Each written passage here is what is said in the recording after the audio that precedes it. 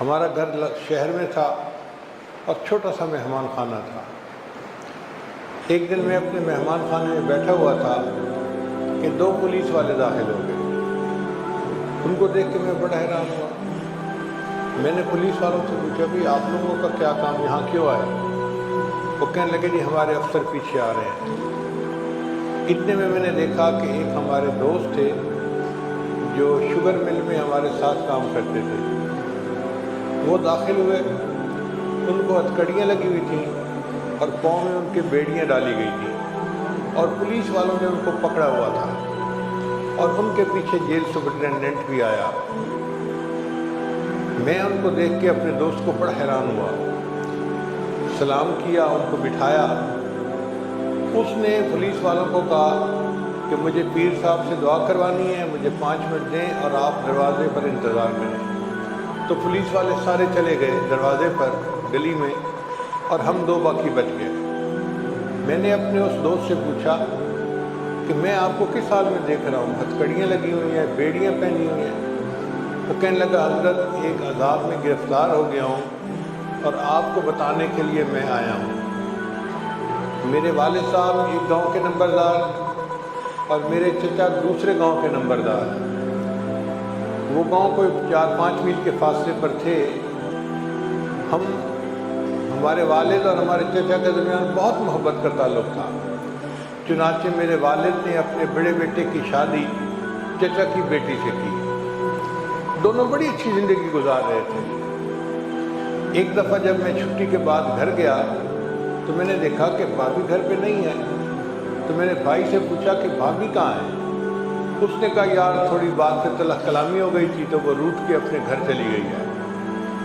میں نے بھائی کو سمجھایا کہ دیکھو وی آر سیم بلڈ، ہمارا رشتہ بہت مضبوط ہے اور یہ مناسب نہیں ہے، آپ چلو میں آپ کے ساتھ چلتا ہوں، ہم جاتے ہیں اور بھابھی کو منا کے لے آتے ہیں۔ بھائی نے میری بات مان لی، کیونکہ خاندان والے مجھے بڑا سمجھتے تھے۔ وہ مینیجر رینک کا بندہ تھا اور واقعی عزت والا بندہ تھا۔ کہتے ہیں کہ میں نے اپنی گاڑی نکالی اور بھائی کو بٹھایا اور میں اپنے چچا کے گاؤں میں چلا گیا۔ وہاں کے گھر والوں نے میرا بڑا اکرام کیا، ہم ان سے ملے، بیٹھے، بات چیت ہوئی۔ تو میں نے اپنی ساس کو کہا کہ بھئی ہم تو بھابھی کو منانے آئے ہیں، اس کو ہمارے ساتھ بھیجو۔ اس نے کہا میں بھیجنے کے لیے تیار ہوں، لیکن اب آپ اتنے دنوں بعد ہمارے گھر آئے ہو تو کھانا تو کھا کے جاؤ نا۔ ہم رک گئے، انہوں نے بہت پرتکلف کھانا بنایا، ہم سب نے مل کے کھانا کھایا۔ کھانے کے بعد میں نے بھائی کو کہا کہ بھئی سامان بھابھی کا گاڑی میں رکھیں، ہم چلتے ہیں۔ تو بھائی نے بھابھی کو کہا اپنا سامان لا کے دو۔ اب بھابھی جب سامان لا کے دینے لگی نا تو اس نے کوئی جلی کٹی بات بھائی کو کر دی، ایسی بات کی کہ بھائی غصے میں آ گیا اور ان کی پھر آپس میں تو میں شروع ہو گئی۔ اب یہ لڑکی کے بھائیوں کا گھر تھا، 3-4 بھائی ساتھ تھے۔ انہوں نے جب دیکھا کہ ہماری بہن کو اس کا خامن ڈانٹ رہا ہے اور غصے میں بات کر رہا ہے تو وہ بھی آ گئے۔ تو ہوتا کون ہے ہماری بہن کو ڈانٹنے والا؟ ہاتھا پائی شروع ہو گئی۔ اس کا ایک چھوٹا بھائی تھا، وہ بھاگ کے گیا کمرے میں کہ اس کو سبق میں سکھاتا ہوں، اور ایک گن اٹھا کے لے آیا۔ وہ لوڈڈ گن تھی۔ اب وہ جو گن لے کے آیا تو میرا بڑا بھائی جو تھا اس نے باقیوں کی طرف ہاتھ بڑھانے کی بجائے اس گن لانے والے بندے کو پکڑا اور گن لے کے اس کو اسی کی طرف کیا۔ جب اس نے اس کا رخ اسی کی طرف کیا تو ٹریگر پہ اس کی انگلی تو پہلے سے تھی، وہ ٹریگر دبا اور بندوق چل گئی۔ جو گن لانے والا تھا اس کی گن چلی اور وہ خود ہی وہیں پر قتل ہوا اور گر کے مر گیا۔ کہنے تو میں تو بڑا پریشان کہ یہ ہو کیا گیا ہے۔ تو میں نے ان کو کہا کہ جی اس کو گاڑی میں ڈالو، ہم اس کو ہاسپٹل لے کے چلتے ہیں۔ مگر وہ سمجھ گئے کہ سینے میں گولی لگی ہے، اب یہ بندہ چند منٹ کا مہمان ہے، یہ بچے گا نہیں۔ وہ آئیں بائیں شائیں کرتے رہے اور دوسرے کمرے میں جا کے پولیس کو فون کر دیا کہ جی ایک بندے نے ہمارے بیٹے کو قتل کر دیا ہے۔ کہتے ہیں کہ 10 منٹ گزرے تھے کہ پولیس آ گئی۔ اور اب انہوں نے کیس کی نوعیت بدل دی. انہوں نے کیس یہ بنایا کہ میں اپنی گاڑی پہ آیا تھا ان کے گھر اور میں نے اپنی گولی سے ان کے بھائی کو قتل کیا ہے. مقتول بھی موجود ہے، لاش موجود ہے، گن موجود ہے، جو گولی چلی اس کا خول موجود ہے، گواہ موجود ہیں. پکا مقدمہ انہوں نے کر دیا میرے اوپر، حالانکہ میں بے گناہ تھا، میرا تو کوئی واسطہ تعلق ہی نہیں تھا. پولیس نے مجھے پکڑ لیا اور اب میں جیل میں ہوں. بہت پریشان تھا کہ میں کیا کروں، تو میرے دل میں خیال آیا کہ میں آپ سے جا کر ملوں اور دعاؤں کے لیے کہوں، ہو سکتا ہے اللہ تعالیٰ میری آزمائش کو ختم کر دے.